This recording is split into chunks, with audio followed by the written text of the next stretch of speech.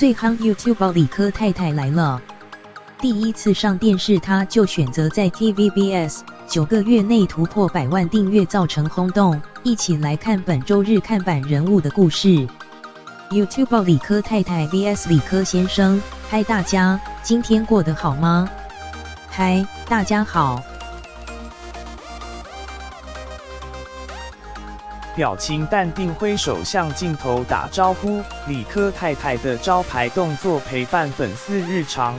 8个月突破100万订阅，她对影片高品质的要求，从打光、收音、后制、剪辑就看出来，必要的设备投资也绝不手软。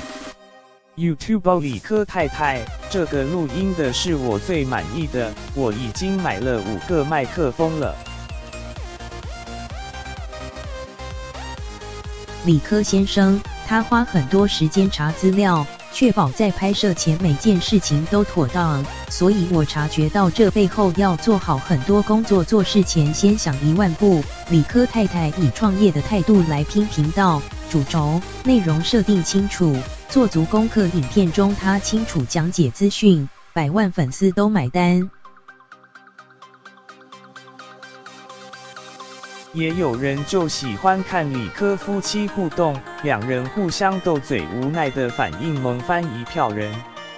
YouTube 理科太太 vs 理科先生，吃吃看，你已经咬一口了，我先确认它是安全的，它对你是安全的。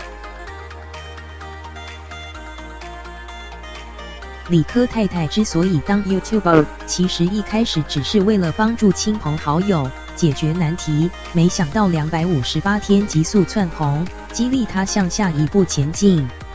主持人方念华 vs 理科太太，你觉得李太跟英彤在幕前跟幕后如果有重叠，那个交集会是什么？应该就是我们的粉丝，我从这里面认识的人得到了情感，那个是真真实实的发生在我身上的。转型全职 YouTube 理科太太那股发自内心的认真拼劲，要继续陪伴粉丝，一起用理科式幽默面对真实人生。